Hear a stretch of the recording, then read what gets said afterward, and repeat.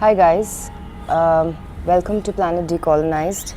My name is Dr. Norita Roy Chaudhary, and so in today's episode,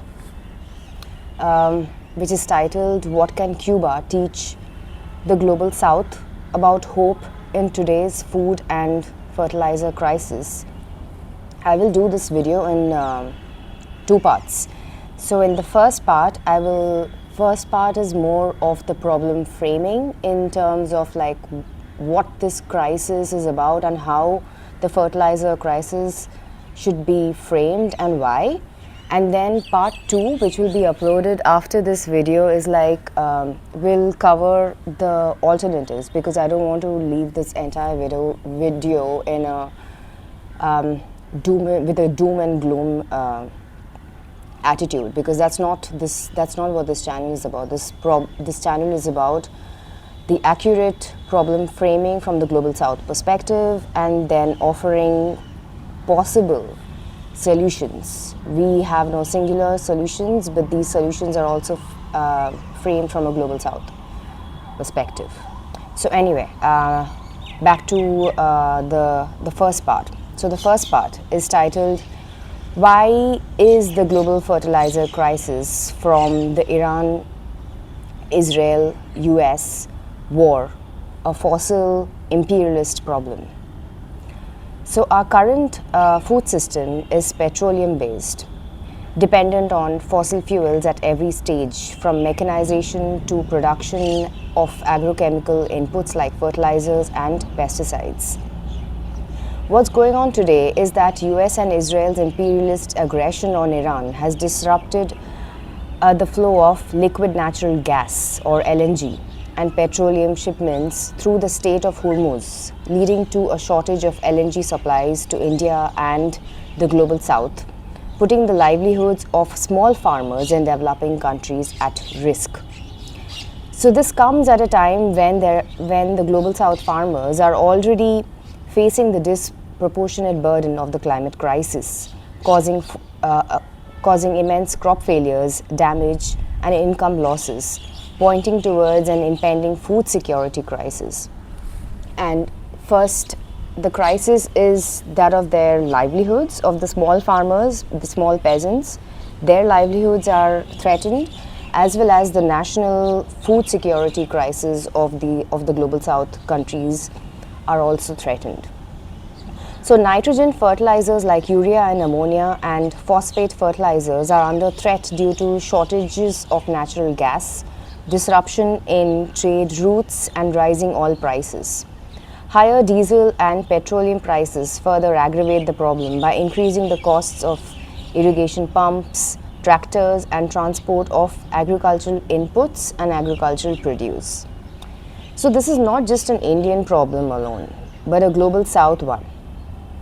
Global food system in much of the Global South were not always dependent on petrol, just like traditional societies were not automatically fossil fuel dependent. The agricultural sector and the interlinked food system are embedded within a fossil imperialist regime shaped through years of colonization, Western imperialism, and dependency on big agribusiness corporations. I covered the concept and the meaning of fossil imperialism in the previous video, where I talk about revolutionary love. In India, the Green Revolution emerged in the 1960s under conditions of US imperialist pressure through the PL 480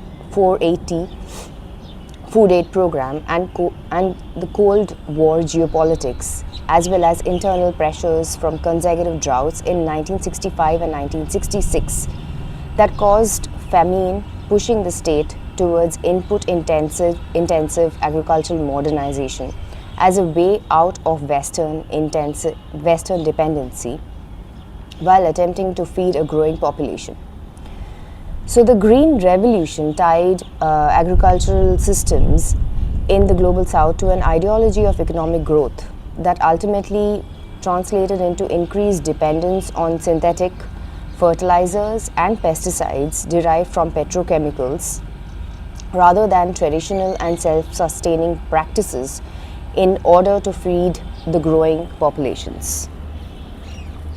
In much of the global south, the Green Revolution's focus on high yield and production led to a rise in monocultural cropping practices, the destruction of crop diversity and agricultural ecosystems, and the loss of traditional farming knowledge and practices.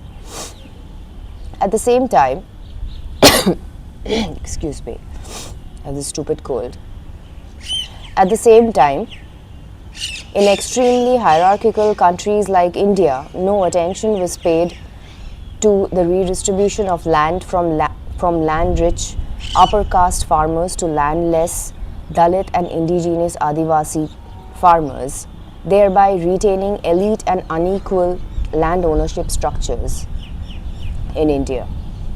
In this process, small farmers became overly dependent on upper caste landowners, fertilizers and pesticides for increasing crop yields and feeding non-farming populations. On top of that, excess use of fertilizers causes environmental damage, increasing soil erosion and pollution of local water bodies. When I was doing my fieldwork in fieldwork for my doctoral research in 2022, speaking to over 350 small farmers in the eastern states of Odisha and West Bengal, most farmers agreed that fertilizer and pesticide application were hardening their upper soil or the crust, ultimately reducing its water retention capacity even when it rains. What this means is that our soils are becoming dead because of the overuse of fertilizers and pesticides. And also it is harmful for the farmers. Many farmers were also, there were long-term health consequences on the farmers, and many of them complained that they were suffering from generations of cancer because of prolonged exposure to use of very harmful chemical pesticides. So, according to the United Nations report titled "The State of the World's Land and Water Resources for Food and Agricultural," dated 2025, between 1964 and 2023, despite an 8% increase in agricultural land, global agricultural production tripled. So basically, the agricultural production tripled despite a meager 8% increase in agricultural land. What this means is simply higher environmental pollution. It came with high environmental costs, with over 60% of its damage occurring on agricultural land itself due to intensive agricultural practices and unsustainable use of chemicals. By 2050, the global population is projected to reach 9.7 billion, and agricultural practices need to shift towards more organic and natural modes of farming in order to feed this growing population and to farm sustainably. The state of food security linked with fertilizer costs sounds all doom and gloom if you watch mainstream news today. Yes, small farmers across the global south are very likely to bear the costs of sudden shortage of fertilizers. But here's the real issue. The Iran war is not the actual problem. It is the ideology of economic growth that is deeply tied to a global fossil, imperialist and militarized structure that is interested in killing the people, the peasant classes first, and the planet, which is the problem. It is for this reason that we need to look at already existing spaces of inspiration and hope in order to move beyond this crisis narrative and transform our current petroleum-based agricultural and food system. So people, what we need to understand in part one is to frame the problem properly in order to have better sense of who is accountable. It's not the shortage of fertilizers in the global south because of the Iran US and Israel war is not the actual problem. The problem is the fossil imperialist structure that is by and large controlled by the US and the Israeli genocidal system and many other, and the global corporations, of course. And as long we need to frame the ideology of economic growth as the threat, and not frame climate change as a threat, or Iran, or Iran-induced shortage of fertilizers as a threat. The actual threat is the mindset, the ideology, which is capitalist economic growth that plays out in the form of every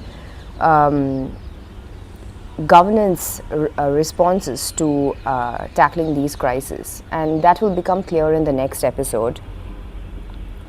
So in the next episode, I look into the question of where do we look for hope, and what happens when a country is suddenly forced to live without its entire petroleum-based food system. So check for that aspect, check that out on part 2. Until then, peace.